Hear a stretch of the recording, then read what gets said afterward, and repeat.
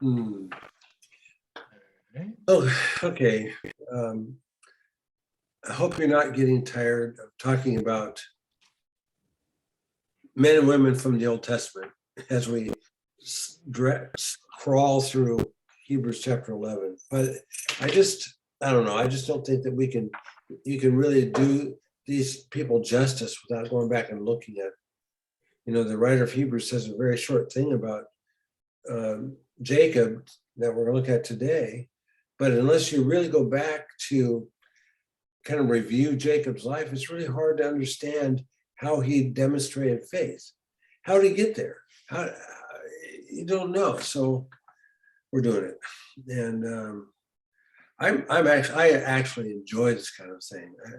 And Mary told me that she also enjoys it, and I hope you all do too, because it's refreshing to go back and look at these people.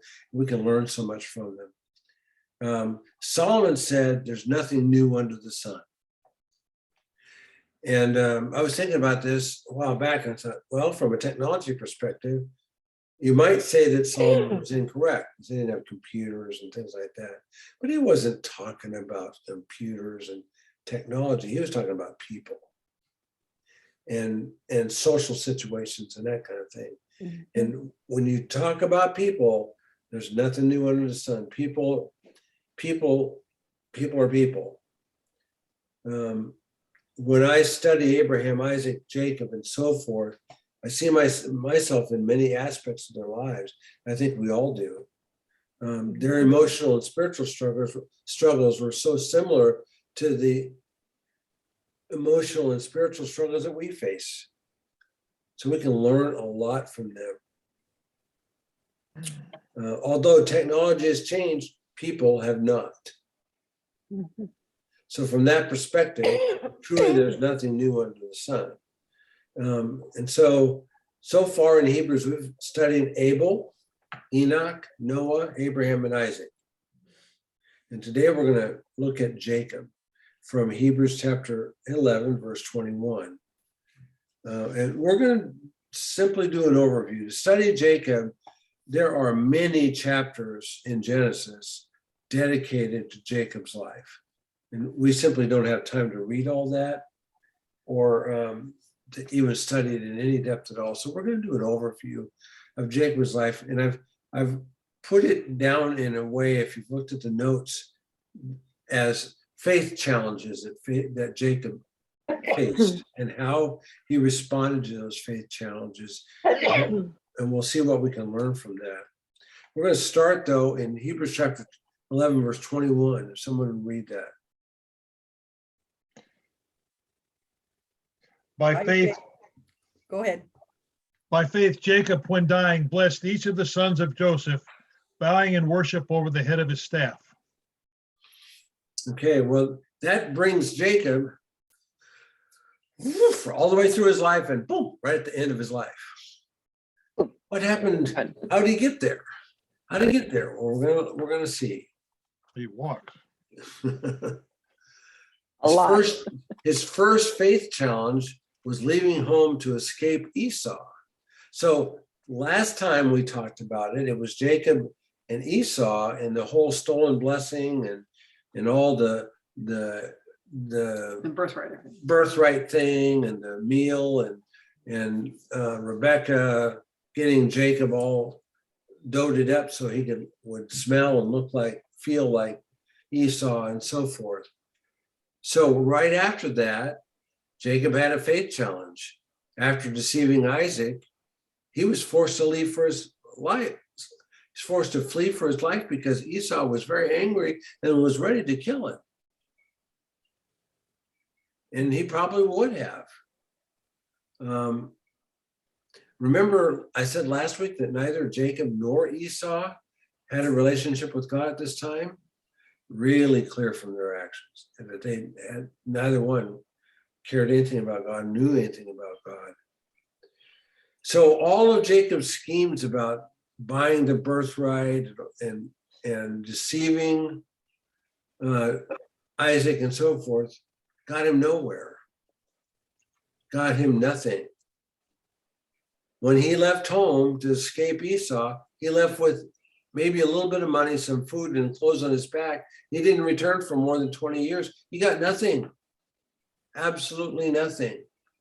And he had faith that he'd see his mom again, that she was gonna call for him. And he never saw her again. Never saw her again. Never saw her again.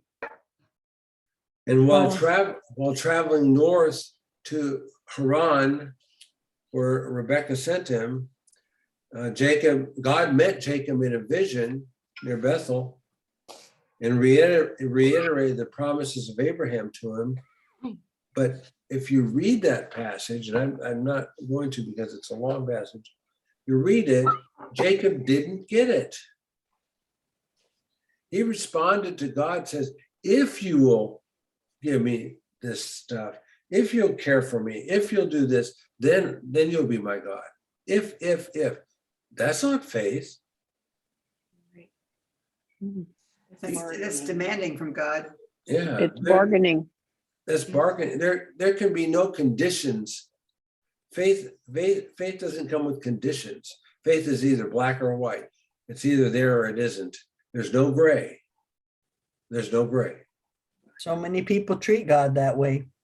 I know. They treat God like a celestial Santa Claus. or a celestial Coke machine. Well, I find even Christians treat God like a genie. Yes, Yeah. yeah, You know, you have to do what I say because I asked you for it. right. Yes. To bless me, I want you to do this. This is what I want, and I want you to make it happen. Right now. It's not You God's. did. And Right. that's how I put it, is we treat him like a genie. Right, Mhm. Yep. You kind of forget who. And I think it becomes that level of trust and faith, even when in our prayer life, if you're trusting God that he's able and will, you pray accordingly. Otherwise you pray so that you don't humiliate yourself in case he doesn't answer your prayer. Do you know? Yeah. So faith and trust, they're synonymous, or a little bit at least. They are. Um, They are synonymous. And and like we were saying before, we've seen before, faith and obedience are partners. right. Yeah. You can't have one without the other. When And he- trust is 100% or not. You either do or you don't. That's right. And when he gave And I us think the- that's, go ahead. Go ahead. I was going to say that I think that in studying the Old Testament and all of the different people and examples of faith, it helps us today when especially now when we're facing something that we've not experienced, a war like that's going on, at least that we remember, to realize what faith really is. Yes. It's living it. Yeah. It's living it. It's not a heroic thing. It's just what you do because you believe and you trust. And so I think it's important to really go back and look at Old Testament and see how faith played out. Like Adam, Abraham, they didn't see the end of the promise. We're seeing prophecy fulfilled. So we can say, oh wow, God promised, and yeah, here it is. But they didn't always live to see those things happen. No. But they trusted and Yeah. they had faith. Sorry, go ahead. Yeah, and when he gave us an example of how to pray, he didn't say, my will be done. He said, thy will be done. Right, I will. That's Yeah. right. Mhm. Mhm. All right. Jacob's second faith challenge is Leah and Rachel. Most of you probably know this story already, but it's well documented in Genesis, and it wouldn't be a bad thing to go back and read about it. Throughout those chapters about Leah and Rachel, God's not mentioned at all. Jacob got to Laban's place, and he saw Rachel and fell in love with her immediately. And then he agreed to work 7 years for Laban to obtain Rachel as his wife. So why do you have to work so many years? It's because they had to pay for a dowry to get. that's right. He left home with nothing. I also thought she's probably 12 years old, but yeah. He had nothing to bring to a marriage, even though he had his father's blessing. When Abraham went to look for a wife for Isaac, he sent a servant with a whole bunch of valuables. And the servant gave Bethuel and Laban and Rebekah's mother a whole bunch of gold and other valuables. And that was like the bride's price. And that's the way it was done. Jacob had nothing. He arrived with nothing. Why? Because of his sin. And who knows what God had planned for Jacob in his perfect will. Had Jacob come as Isaac's son with his father's wealth, who knows? He would have been able, maybe Laban would have been forced to give Rachel to him right then and there. And it wouldn't have turned out like it did, but it didn't turn out too well. And Laban had Jacob right where he wanted him. Jacob's plans never included giving Rachel to Jacob first. Even though that's what he told Laban, he never planned, he was lying. So Laban swindled Jacob, Yeah. and Jacob ended up with both Leah and Rachel as wives, a situation God never meant to happen. But God may have been using that to sort of break Jacob, because like we were saying earlier, you know, he had not come to Christ yet, but God had to break him. Absolutely, Betty, you're right. The deceitful. Betty, you're right on track, because all these situations are challenging Jacob, and they kind of built on themselves to a point where he finally got on his knees and said, God, I can't do it. Right. Yeah. So through all the struggles with Jacob, Leah, and Rachel, Jacob did not consult God or even show any evidence that he trusted God. Yet God continued to watch over him. Mm-hmm. And I think this is the best part of the story. And it gives me a lot of hope. God had picked Jacob even before he was born. Remember? Younger, the older will serve the younger. He told Rebekah, the older will serve the younger. God had picked Jacob before he was born, and God never gave up on him. Even though Jacob was doing a lot of sinful things, God still met with him and promised to care for him. Right. We serve a graceful and merciful God, I'm telling you what. And I know from my own life that God will not give up on us.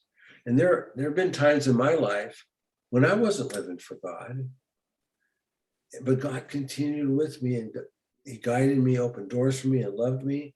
And I cherish those memories, not my own sin, but the memories of how God continued to be faithful when I wasn't being faithful. We all should cherish those memories because God is faithful. And he was faithful to Jacob. And I think that's a wonderful part of this story. And it's what won Jacob over. Jacob's third faith challenge was Laban. After serving Laban for 14 years to earn Rachel and having many children, it was time for Jacob to move out, but he had nothing. He was still under Laban's thumb. So Jacob on his own worked out a deal with Laban to begin acquiring wealth so he'd go out on his own with his family. And I think Jacob thought he was being clever. But God used it all for his glory. Yeah. And it wouldn't have worked if God hadn't blessed it, and God did bless it. And God blessed Jacob, even though Jacob barely recognized him. And this is when he started to turn. God started to get his attention. He didn't have his full attention yet, but he had some of it. Yeah. And then God told Jacob to leave Laban. In Genesis 31, verse 3, he said, then the Lord said to Jacob, return to the land of your fathers and to your kindred, and I will bless you. Mm-hmm. Now, Jacob's methods for leaving Laban were somewhat questionable, but he did obey God. This is the first indication that Jacob began to have faith in God. His little grains of obedience. It starts out small and it works up. So Jacob's fourth faith challenge was Esau. After getting away from Laban, which was not easy and kind of a big nightmare, now he had to face a confrontation with Esau, who had threatened his life before he left. To say that that Jacob was frightened was a huge understatement. He was terrified. Because now it wasn't just himself, now he had a whole family. Had whole family. Mhm. Now he had a Four whole wives and 11, 12 12, kids. 12, not 12, didn't have Jacob, didn't have Benjamin yet. They had 11. Oh, well, but they had, girl. yeah, Dinah. Dinah. Yeah, they had Dinah. Again, God did not abandon Jacob. After Jacob left Laban, God knew that Jacob was going to have to face Esau. You know what God did? He sent a band of angels to meet with Jacob and to encourage him. You find that in Genesis, I don't remember the chapter, 34, I think. It's a beautiful story. And then when Jacob heard that Esau was coming with 400 men, Jacob showed the beginning of his faith. He appealed to God. In Genesis 32, verses 9 to 12. Somebody want to read that, or? I'll read it. Then Jacob prayed, O God of my father Abraham, God of my father Isaac, O Lord, who said to me, go back to your country and your relatives, and I will make you prosper. I am unworthy of all the kindness and faithfulness you have shown your servant. I had only my staff, I crossed the Jordan, but now I have become two groups. Save me, I pray, from the hand of my brother Esau. I am afraid. He will come and attack me, and also the mothers with their children. But you have said, I will surely make you prosper, and will make you descendants like the sand of the sea, which cannot be counted. Here, I love what he said in verse 10. I'm not worthy for the least of all the deeds and steadfast love and all the faithfulness you've shown to your servant, to me. Yeah. Finally, he was getting it. Yeah. Finally, he was getting it. It's a beautiful story. Yeah. And that night, Jacob couldn't sleep. He went out to watch. He went out to watch in the night, and God met him there. And Jacob wrestled with God. God in the form of a man. Who was that? Jesus. It was God had been always- patient with him for over 20 years at this point, I know. 20 years at least. Yeah. Jesus. This was Jesus. Right. Anytime God came in the Old Testament to show himself to men in person, it was the second person of the Trinity. Right. And God could have simply spoken to Jacob, and Jacob would have been defeated. He could have done anything, but he allowed Jacob to struggle with him until he was physically broken. This is an important thing. This was, I believe, the main turning point for Jacob. And the next day, Esau arrived, and instead of confrontation, it became a tender reunion. So somewhere along the line, he had to knock Esau on the head as well. Yeah, somewhere on the line, God got Esau's attention as well. But God was faithful to Jacob, fulfilling his promises of protection and blessing. So when they finally did meet, they just hugged each other.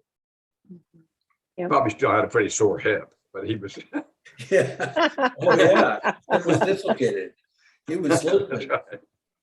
He couldn't have fought anything if he wanted to. He had to rely on God. He had to rely on God. He had no choice. God made that happen. Kind of like Paul, Yeah, exactly. thorn in the flesh. Mhm. And Jacob's fifth faith challenge, Shechem. He moved to Shechem. Oh, what a sordid story that was, if you read it. Dinah was his daughter, and she went into town. And Shechem, who was the son of the leader of the town, I don't remember his name now. Son of Hamor, Hamor. And Shechem raped Dinah. But afterward, he wanted to marry Dinah. But Jacob's sons, grown sons, were angry, and they took matters in their own hand, and they killed all the men and boys in the town and plundered the town. What a very nice thing to do. I believe Jacob's response to the situation was really pretty weak. But when God told Jacob to move from Shechem, Jacob obeyed. He showed faith because he obeyed. Not only did Jacob go where God directed him, he instructed his household to get rid of the idols that they had and to worship only God. Faith in God leads to changes in behavior. Makes you wonder if that's when he found Rachel's idol that she had stolen from her dad. I always thought that would be when he did. Like, what are you doing with this? Yeah. But Jacob did it to honor God. He wasn't trying to get brownie points with God. The more we trust God, the more we'll strive to obey him. And we're not going to be perfect at it. None of us are going to be perfect at it. We're going to struggle with it all our lives.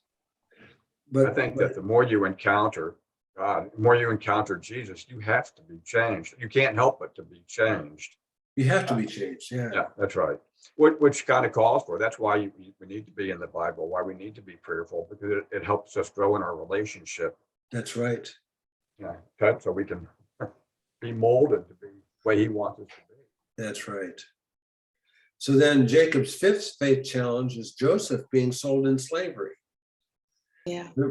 Joseph was the son of Rachel. So Rachel was the wife that Jacob loved the most.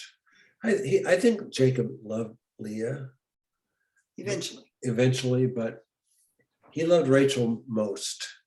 And so when Joseph was finally born, he doted on it, and Joseph became Jacob's favorite. Not a great thing.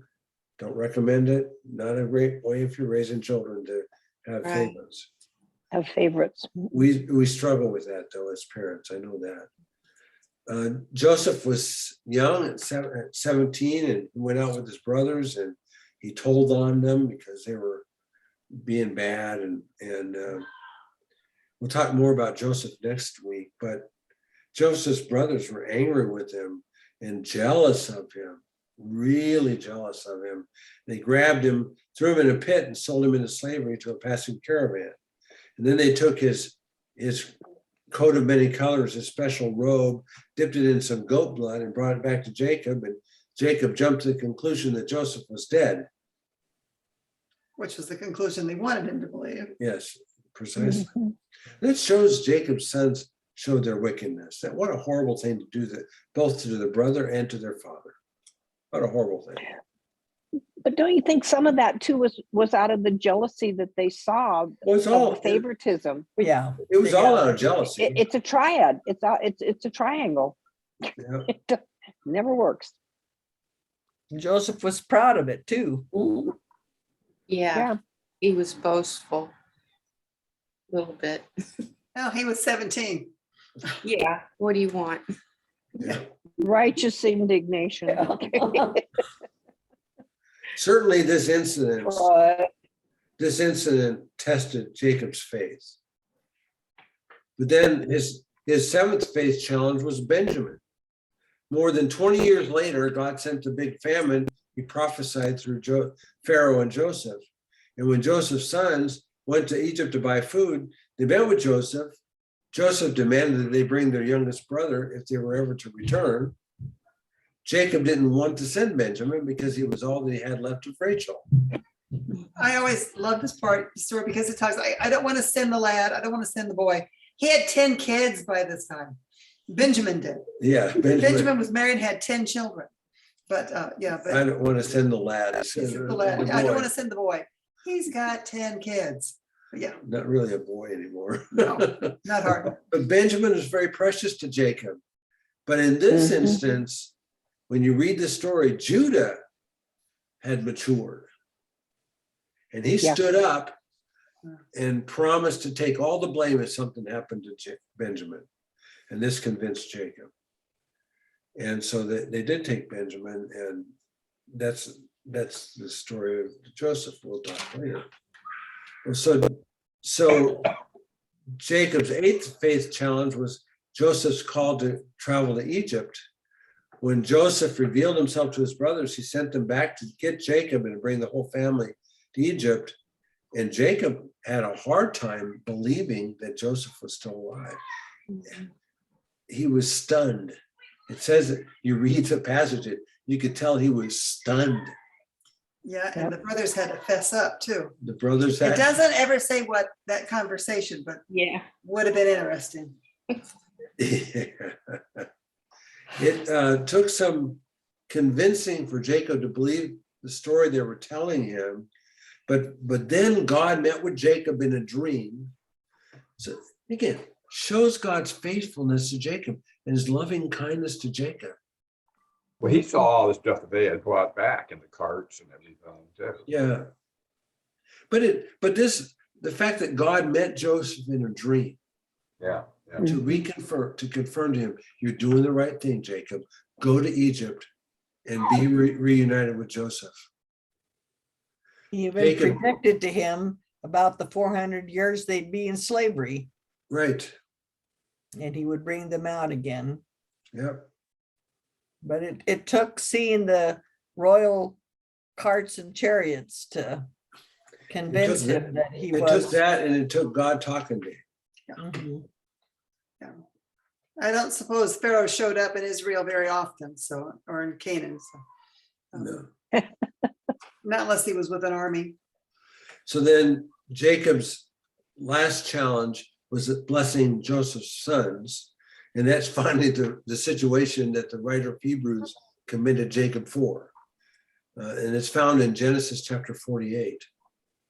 If you remember, Jacob was sick and he knew he was about to die, and he asked for Joseph to come.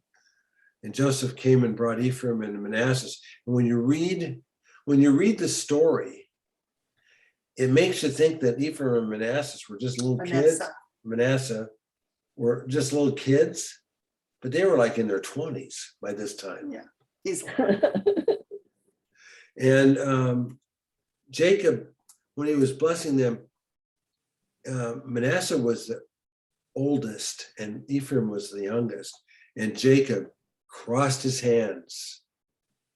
So he put his right hand on Ephraim and his left hand on Manasseh, and made Ephraim the special one over Manasseh, because that's what God had shown him that he should do.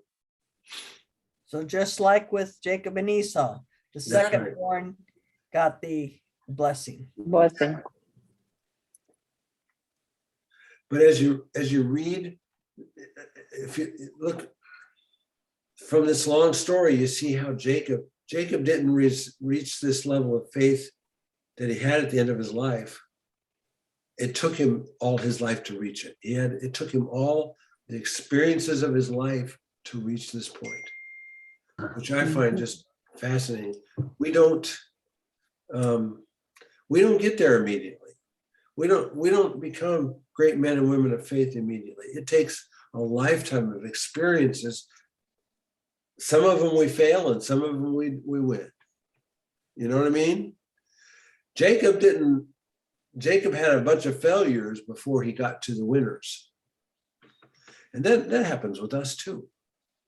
This is just like Solomon said, there's nothing new under the sun. What the experiences, the way it happened with Jacob is not new. It's happened to a lot of people over and over again. And I've known people these kind of things have happened too, where they've been challenged, and then finally they turn. And sometimes way late in life. Mhm. Yeah. And today, I mean, God doesn't necessarily appear to us like he would have appeared to Jacob, but God uses us to appear to others, to disciple others. And you just got to wonder, is the Holy Spirit truly visible in us as we're doing that? That's Is right. God visible? That's what we want. That's for sure. That's what we want. Yeah. Yes. And the beautiful thing about Jacob, one of the things that we should learn from Jacob is that God never gave up on Jacob, no matter how many mistakes Jacob made, how many sins he committed. God never, ever gave up on Jacob. And if he didn't give up on Jacob, he's not going to give up on me or you. He simply isn't. Amen. Praise God for that. Sometimes when I try to introduce a little humor into my testimony, I refer back to Jacob, and that, God decided to wrestle him and, put a wrench his hip after 20 years. Well, I screwed around and tested God's patience for over 20 years, but I wasn't trying to outdo Jacob or anything. But that's the humorous. When I try to introduce a little of that levity in my testimony, I will sometimes go back to that. Yeah. Yeah. But Jacob was a man of faith, and it proved it in the end, but it just took him a while to get there. And the brothers even longer. yes. But going back to God, God is totally faithful. Totally faithful.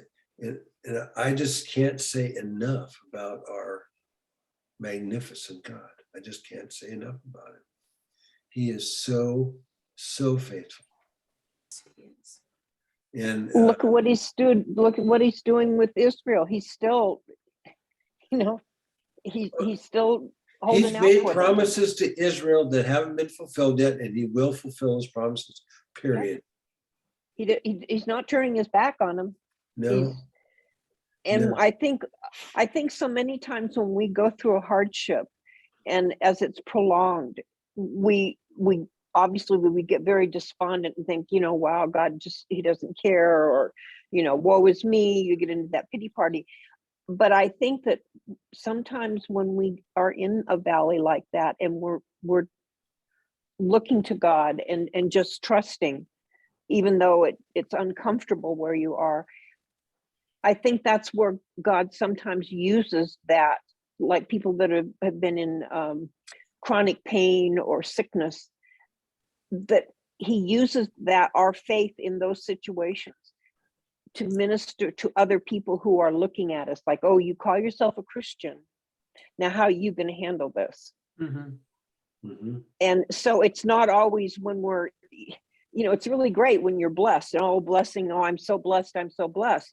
But now what are you going to do on the downside when it gets hard? When God turned off all communication for 400 years, they didn't hear from him. Yeah. Where's God? Are you faithful then? 400 years. You have to be faithful all the time. All the time. But God is always faithful to us, even though we don't, sometimes we don't see it, but he is. And I think that's Satan coming in there to trick us, to say, oh, when God is trying to build our faith in a situation like that, and Satan comes in there to try to destroy it, say, oh yeah, well, God doesn't care. And you start believing that. And then you kind of wane on your faith a little bit, like, oh, maybe that's true, maybe. But through patience, he builds us. And that's how he builds us strong. Yes, absolutely. All right. I'm going to turn the recording off.